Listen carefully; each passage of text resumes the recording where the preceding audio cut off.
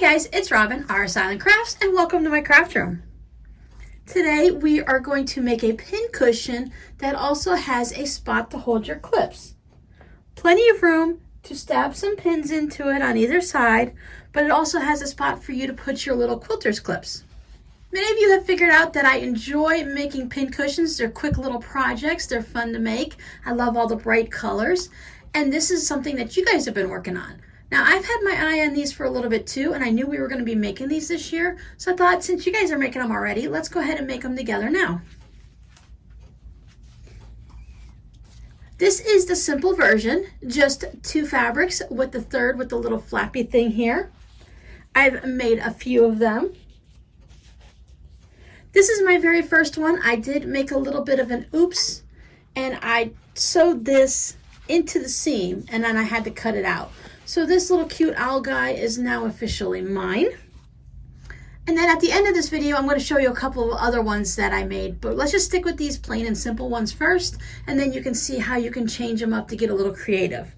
Now, the reason I made so many is because I was making them with just the fabric, then I made some with batting, and then I made some with a lightweight fusible. I also tested out a heavyweight fusible and fusible fleece. Now, I think whichever one you happen to have in your house, in your craft room, that's going to work fine, because we're working on such a small amount of fabric that if you don't have any type of thing, you can either just stick with the straight fabric, or you can go ahead and just double up your fabric measurements to make this a little bit thicker. Now, I thought the one with the batting was just a little bit too full, you know, like it was just too stiff in there. So I wasn't too happy with that one. And then the regular fabric one's not too bad if you make your little flap short. But as you can see, I was playing with different sizes of my flap to see what I like there. Whether you want it to stand up or whether you don't matter, then you can just lay down so you can clip it easily this way. I also made this guy as one of my prototypes, but I'm going to show you the little bit of an oops. Now, normally we say a lot of times you can use your fabric on the inside out and use the wrong side and it doesn't matter, but this one is Star Wars backwards and it's a little bit obvious, so you got to kind of pay attention a little bit to what you're doing. So what we're going to do today is I'm going to show you how to make one of these, simple like this, which is 2 pieces of regular fabric with an accent on the top, and we're going to use fusible fleece. You can obviously make this any size you want. I went with a 6-inch square. So that's what I used with this one. I used a 6-inch square to start with. So I went ahead and I cut 2 of mine out.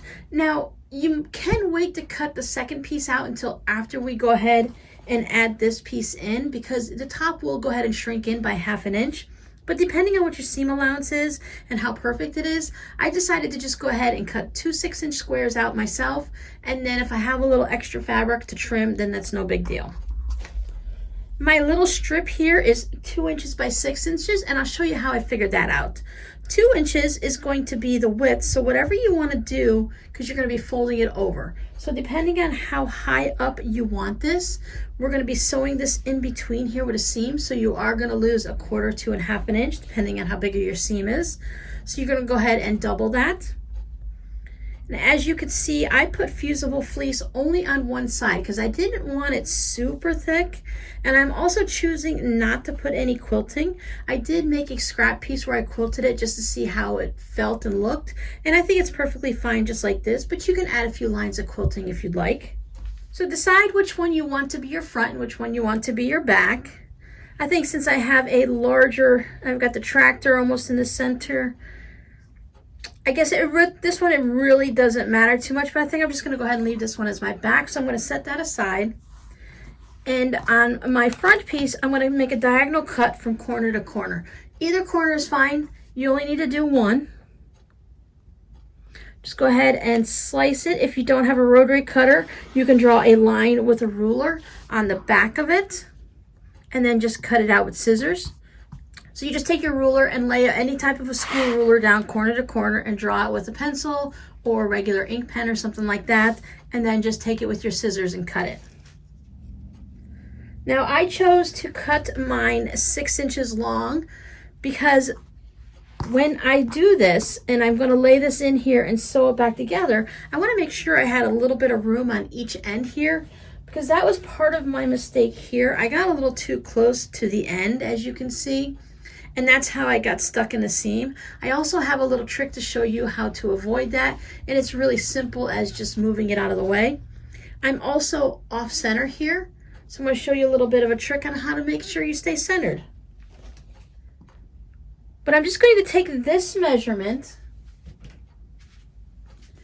which for my 6-inch square ended up being about 8.5 inches. I measured it from point to point across the diagonal, so 8.5 inches. So I decided that I'm going to lose, it's going to be determined on what your seam allowance is. So now my seam allowance, I'm just doing 1/4 inch because it's a simple pincushion. So I'm going to lose a 1/2 inch when I stitch the pincushion together this way, right?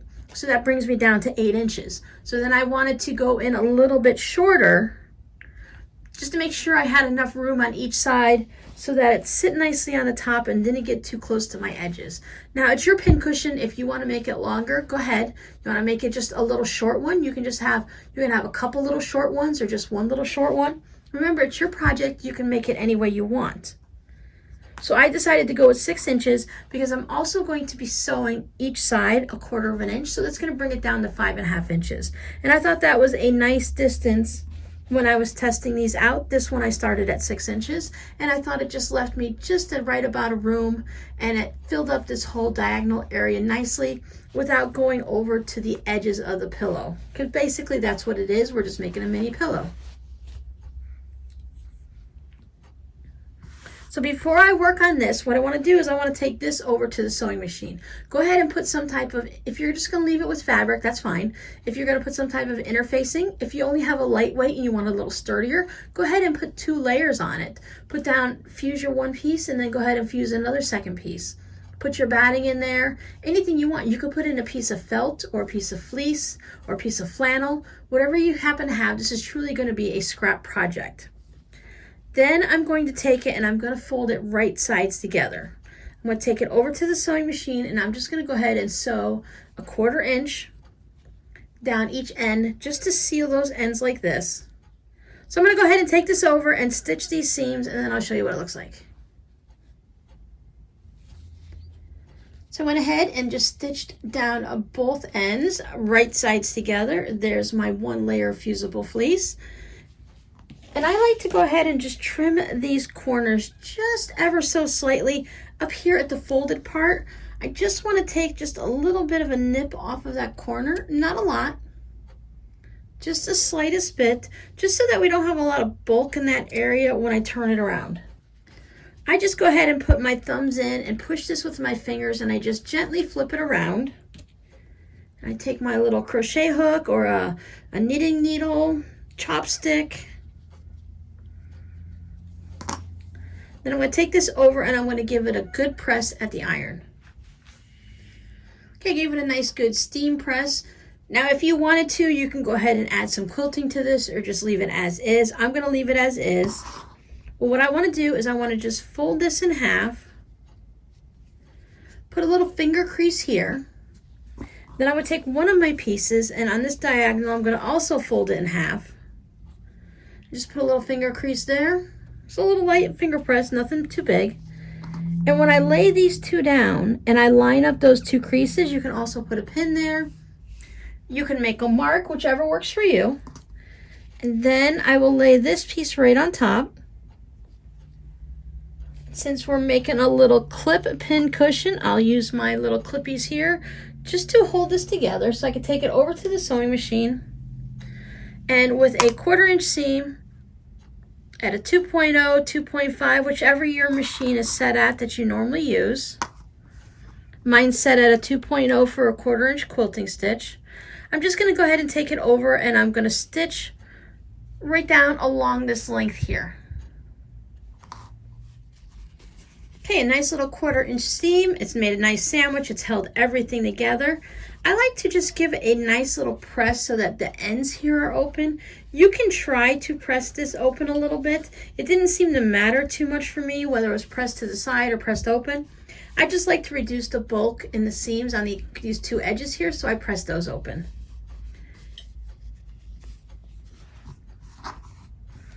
So now you can go ahead and make your measurements from this and see what size you're at. Mine actually came out at 5.5 inches, so I could have gone and just made a 5.5 inch square, but I'm just stick with the one I had. It's 6 inches. I was just gonna have a 1/4 inch edge all the way around it. I'm gonna lay them right sides together. I'm gonna pay attention so I don't make any mistakes again. You can go ahead and line up your corners. You can take this and just put it all the way down into one corner here. And then it lines up on 2 sides, but I just found it easy, just enough to line up those 2 edges, these 2 corners. That way, if I got a little bit off, I had that extra fabric on that back piece to go ahead and allow me to move around. You can put some pins in it. You can use some clips. I usually just hold it down and stitch it. Now right now, my little flappy thing is over on this side. So I'm gonna start at this side. And I'm gonna go ahead and leave myself a little couple inches opening. Remember, when we leave this opening, we wanna have enough room to turn it on our corners here, so you don't wanna be too close to the corners, but you don't wanna make it super tiny because we're gonna have to stuff this with fiberfill, or if you're gonna use walnut shells or those little poly beads or whatever you're gonna put in your pincushion. I use the fiberfill. So for me, I just like to leave about a 2-inch opening. I'm not, just gonna guesstimate it to be about there. So I'm gonna start here, I'm gonna stitch all the way around and then stop here. It's a little bit hard to see here, but I like to sew. When I do my corners, I go right off the edge. Then I just lift my needle up and position it again and start right off the edge. That way I have that cross right there of the threads. It could be my imagination, but I feel like that would make it a little bit, my corners a little more structurally sound, so that as I'm stuffing it and stuff like that, it has that extra bit of support there. Like when you don't have to back tack when you're doing a quilt block because you've crossed over the lines. So I go ahead and do that, and I've stitched from the beginning all the way over to this corner. I stitched right up the corner and I cut my thread because I wanted to show you my little trick. Now as I'm coming down here, I can feel where my piece is, but what if I get a little off where I just nip that corner? I don't want my seam allowance to be too narrow, so I just go ahead and open this up and I flop my piece over so that it goes over to the part I already sewed. Easy peasy, right? Then I can go ahead and stitch here and here, and when I get back to this corner, once again, I'll just peek in this little spot right here, and I'll just push it over and flop it back to this way. You do have to push a little bit differently here because this is all seamed up, but it's easy to put your fingers in that hole and just push it. And then you can come down here and just finish it off. I've stitched all the way around.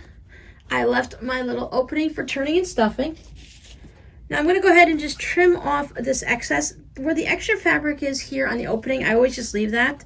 I like to trim my corners, and what I do is I just trim from thread to thread here. So it kind of makes that little bit of a, it leaves a little mark here where it goes like this to this, and you just go corner to corner. And then I know that I've trimmed out my corner and I haven't taken off so much that I'm going to have an issue with my seam allowance. So I just pop off my corners, just gives that nice little guide. Take out some of this extra fabric.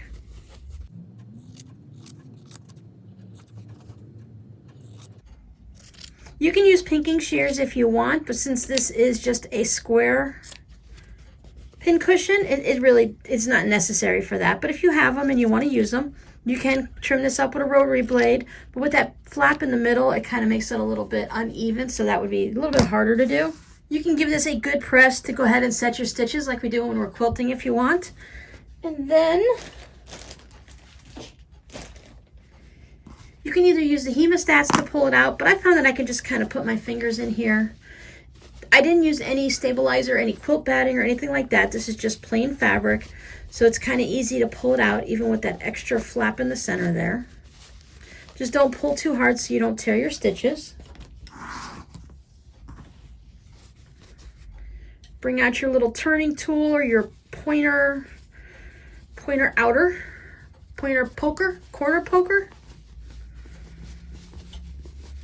I just gently kind of work out all my corners. Grab any of the threads that are just always there.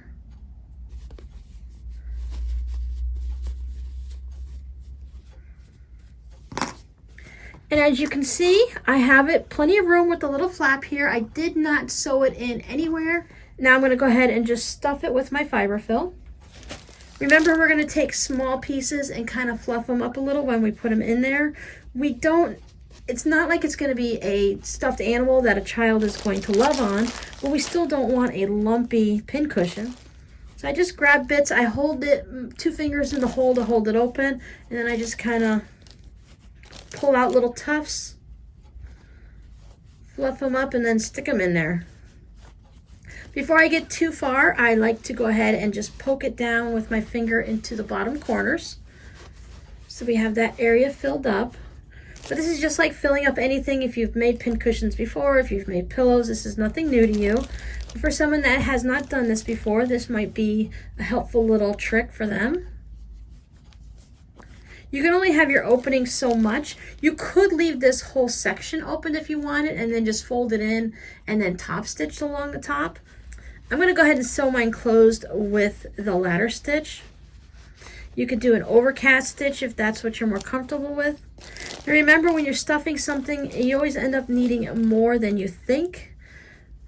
Because even though you're fluffing it out here, you're going to go ahead and compact it when it gets in there. Fluffing it here is just keeping it from being super lumpy and clumpy. Because then when it settles afterwards and stuff, it just doesn't look very nice. As you're getting full, just kind of tuck up into the corners. This is not as bad as glitter, but it does tend to stick everywhere. So depending on how full you want your little pincushion, if you're going to use it or if you're just going to go ahead and stick it in a little pretty bowl. Come back on Wednesday and I'll show you. I did find the glass bowl. I knew I had one around the house somewhere. You can see what my bowl looks like. You'll have to excuse my voice. I seem to be on a year-long allergy attack problem here. But as I'm stuffing these, I always find that there's a hole right here in the center. Like my finger easily fits in and moves around here. So after I get all my corners and stuff, that's the part I'm going to concentrate on next. Then I can just fill in the center. You could fill it all the way to the top, or you can just leave a little room. This hole isn't that big, but you could always add more as you're stitching that up.